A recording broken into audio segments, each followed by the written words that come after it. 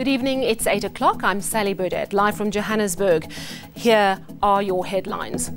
President Jacob Zuma's lawyer asks for more time to prepare as the state capture inquiry gets underway. A 3-year-old is the only survivor after a KwaZulu-Natal man apparently kills his own family and commits suicide. And just a student when he was thrown in jail for a rape he didn't commit. Today, an Umlazi man walked free after nearly 14 years behind bars. Well, the Zondo Commission of Inquiry into State Capture got underway this morning, but even before a witness has taken the stand, there are concerns. Deputy Chief Justice Raymond Zondo has written to the President because he believes the State Security Agency is wasting time. It's also emerged the lawyers for Ajay and Rajesh Gupta, former Public Enterprises Minister Lynn Brown, Duduzane Zuma and former President Jacob Zuma want to cross-examine witnesses. Erin Bates has spent the day in Parktown where that inquiry is being held and she joins me now. Good evening, Erin. Thank you so much for joining us. So is it possible to cross-examine witnesses or is it absolutely not allowed? At this point, it isn't allowed, but that's something up for review. So the chairperson of the inquiry, Raymond Zondo, Deputy Chief Justice Raymond Zondo, has said he will consider the matter. And if the testimony begins before he makes a decision, all the legal counsel will be provided with transcripts of the testimony, and that lawyers for all of these different high-profile parties, the likes of the Guptas and the Zumas, will be able to attend proceedings to read the body language and the tone of the witnesses' testimony. Former President Zuma's legal team also saying they'd like some more time to prepare. Now, bearing in mind they surely must be going to be asking the same questions that Thuli Madonsela, former public protector, tried to get answers to from the President in 2016. How much preparation is required here?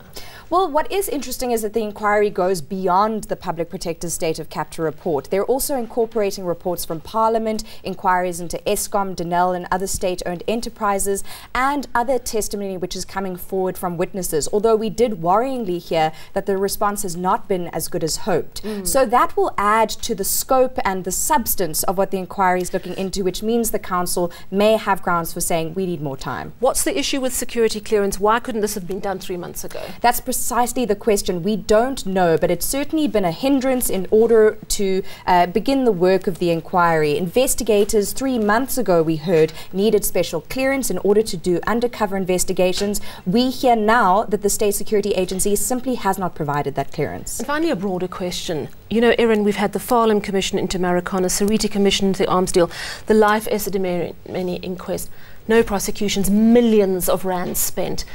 Really, realistically, are we going to see any prosecutions resulting from this? That's something that only time will tell. We have to wait for the full 2 years of this inquiry's work, but certainly a pertinent question. These inquiries are expensive, they're long-winded, and do they lead to ultimate justice? Absolutely. Thank you very much. That's Erin Bates talking to us about the start of the State Capture Commission of Inquiry. In Ndleleni, Willie Matebule, Treasury's acting Chief Procurement Officer, is expected to be the first witness up tomorrow. Now to a shocking story from KwaZulu-Natal. A 3-year-old toddler seems the only survivor of what is a family murder in Thornwood, KwaZulu-Natal. Now please note, this story contains very disturbing details. It's alleged a 21-year-old man stabbed his mother, girlfriend and a 3-month-old infant to death before taking his own life. But a 3-year-old, it seems, was spared. Now, horrifically, this crime could have occurred as many as 11 days ago, which means that little girl survived for over a week alone with the dead bodies. The little girl is in hospital tonight. Sipamandla Goge reports. It's one of the most shocking murders to rock KwaZulu-Natal. A 3-year-old child was found alive, surrounded by 4 decomposing bodies. 57-year-old Thembi Nzama, her daughter-in-law Philile Njagazi, and her 3-month-old granddaughter Nhlakanipho were found with stab wounds. Nzama's son, 21-year-old Khulekani, was found hanging inside the room. Ngathi masibheka mhlawumbe into enzeke ngeholiday eyenzeke ngeholiday ubakwazile yena ke waseyayihenga ke Ingangela ngabe yini manje asazi ngabe siqamba amanga ngoba endlini sifica ingane no 3 years so le incane no 3 months ube service seyibulelwa ifaka kubhima. The deceased bodies were discovered by friends from their church. Philile Njagazi's mother says she's still confused and shocked by her daughter and granddaughter's deaths. Angikwazi nami okuyinkinga akukho futhi engikusolayo ngoba ngaze ngitshelwe lutho. Nami ngiyazibuza ngiyaziphendula ukuthi yini lena ebingasaxoxeki ngangobe ngaze kuphumele isinqumo esengisithola sesikanje nami ngifonelwa omakhelwane. Akakaze abike ngokuhlukumezeka kuwena. Akaze kumina akubiki. The bereaved family is asking for help. Amandla okufihla anginawo. Ebengikufisa nje bengifisa uxhaso lokuthi ngikwazi ukubafihla ngoba phela yena undodakazi wami nomntanakhe babhilonga kumina. Then amandla anginawo ngoba nalento bengayilindele. Police are investigating the matter. Siphamandla Goke, Durban.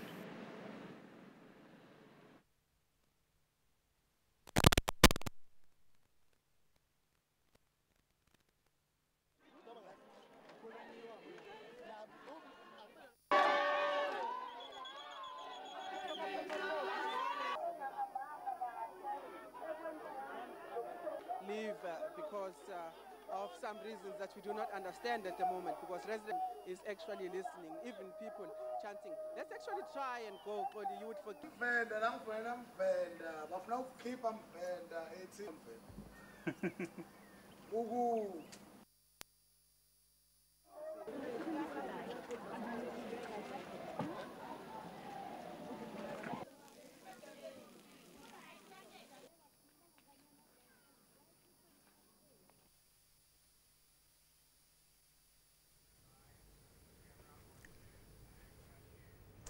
Thousands of people living in informal settlements in the Western Cape marched to Cape Town's municipal offices today. Residents from Philippi are demanding electricity.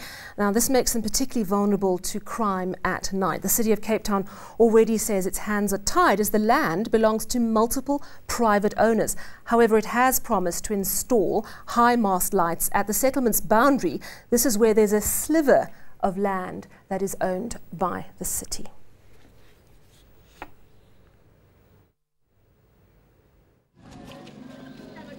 Must apologise for that brief loss in audio. We're all good now. Let's move now to the northwest and growing calls for the ANC to disband its provincial executive committee. The province's chairperson and former premier, Supra Mahumapelo, was booed by some ANC members this weekend in front of President Cyril Ramaphosa. But ANC Secretary General Ace Magashule has poured cold water on calls for the PEC to be disbanded. He says members need to work together to restore and unite the ANC. We are here to refocus our structures to say, listen, come together, work together, let's move. This is the year of unity. This is the year of renewing the ANC. So I think the ANC will stay focused. Nobody is going to defocus us. Well, it's not everybody who's saying disband. They have different views. The majority of comrades are saying, let's move forward, let's work. Let's do the ANC work. Some court news now. And the Western Cape High Court has denied triple axe murderer Henry van Breda's leave to appeal application. Judge Siraj Desai says the state's case is watertight. Van Breda was found guilty of axing to death his father, mother and eldest brother. The 23-year-old was also found guilty of attempting to murder his sister Marley. Van Breda now plans to petition the Supreme Court of Appeal to overturn his conviction and sentence. All circumstantial. Staying in Cape Town, the father accused of killing his 3-year-old twins will have to spend some more time behind bars. Mario Yella's trial was meant to get underway in the Western Cape High Court today, but was instead postponed to September the 3rd. His twins were visiting him at a holiday complex in Hout Bay in March 27 when they were murdered. The Spanish dentist apparently made a confession to his ex-wife when she arrived to fetch them. The motive for the murders is still unknown. Now, a remarkable story from KwaZulu-Natal. An Umlazi man who was wrongfully convicted of rape and spent almost 14 years in prison walked free today. Njabul Ndlovu was sentenced to life imprisonment in 2004 for being involved in a gang rape. He was 19 years old at the time and studying law at the University of KwaZulu-Natal. Now, during the rape trial, evidence was presented that Ndlovu was nowhere near the crime scene. But it seems the court overlooked that. Ndlovu completed his law degree last year, was still in prison, and he's now considering suing the state. And here he explains how he coped in prison as an innocent man. Ngithe ngifika ejele ngayiprograma mina myself ukuthi okay ngoba sengigqoke kanje angithi icala ngilenzile even nangumuntu oseceleni kwami so ngithe ngifika ejele ngaba umuntu olenzile icala ngaphila ukulenza icala lokho kungisize kakhulu ngoba ukube bengihlezi ngikuveza ukuthi angilenzanga lonto ibizongibulala kakhulu because bekuyisilonda bese ngidla ngaphakathi. What an incredible story. Still ahead on eNews, we get the latest from India, where a massive humanitarian disaster is unfolding in the flood-hit southern region. And of course, your market news with Mateo. Well, the market in positive territory for a change as the biggest share, Naspers, decides to pull its weight today.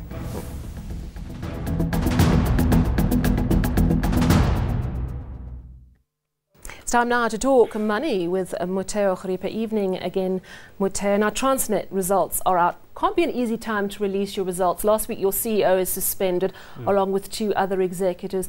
Big questions over our parastatals. How did the numbers look?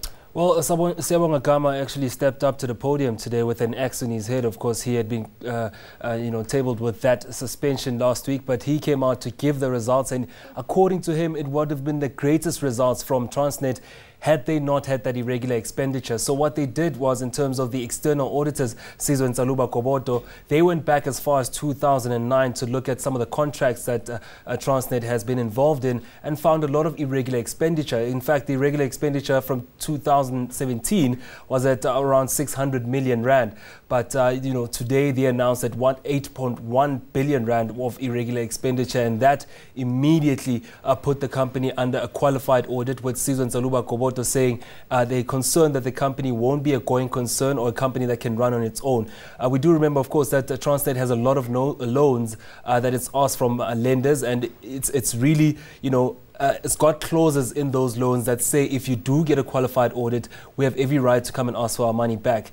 Now, if 2 or 3 of those lenders come back and say, look, we want our money now, there's a concern that Transnet won't have enough money and might have to go back to Treasury to try and get rescued for that. But Siyabonga Gama says he wants to go through the thick and thin of it. Popo Molefe, who's the chairman, saying the board has spoken to some of these lenders and said, look, guys, give us some time. Let's look at what we can do in terms of remedial actions at the company. Hence, you've seen the suspensions, and it looks like there's a lot of actioning of trying to get Transnet to where it's supposed to be in terms of running the parastatal the right way. But if it wasn't for that, it would have reported great results today. I mean, they had a 75% increase in profits and about 11.3% increase in revenue. So it's a company that could be doing well, but this is, of course, the ugly face of, the state capture that we've seen, and a lot of powerful individuals getting irregular contracts. Well, this is where the rubber hits the road. How were the markets today generally? Much better today because we saw Tencent last week taking Naspers down 5%. Now that, of course, resulted in the all-share and industrials going down last week, but Naspers back at about 3% up today. The all-share was up in positive territory. Industrials are also up more than 1%, while financials were shrugging off the choppy trade that came from the rand. And FNB, a Rand Merchant Bank, coming up with a good value from its shares, and that pushed up the financials today. And in terms of the share trading, in terms of mining companies, gold was down. In fact, Anglo Gold Ashanti coming out today and giving out great results. But despite that, those were down 2%, and platinum up more than 1%, with resources also closing up a good day for miners, I would say. Commodities and currencies? Well, in terms of commodities, well, we'll look at that in just a moment. But in terms of the rand strength, we've got the inflation number coming out this week. It's expected to be a higher number. That should be driving the currency later this week. And also the US meeting about its interest rates. When they push their interest rates up, that has an effect on the rand as well. It's at 14.59, firmer today against the dollar. It's at 16.71 against the euro, and also standing quite well against the pound at 18.64, but not near levels that we've seen recently around that 13 rand to the dollar mark. Thank you.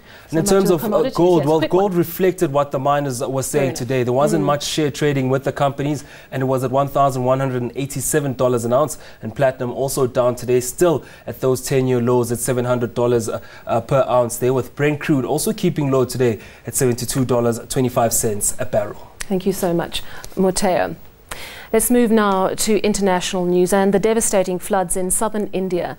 More than 370 people have died in the state of Kerala. Nearly 1 million people have been displaced.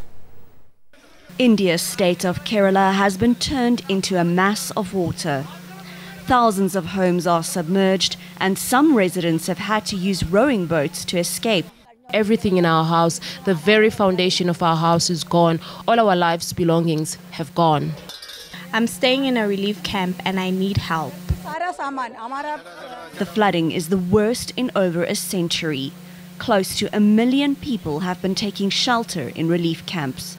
While the rain has let up for now, one of authorities' biggest fears is an outbreak of water and airborne diseases in the camps.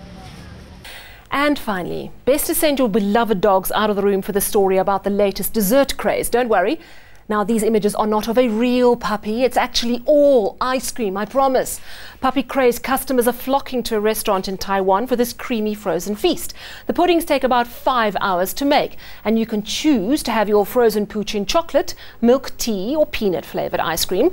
Clever dessert and, of course, yet another fantastic excuse for a food selfie. That's your news tonight. Take care. Good night.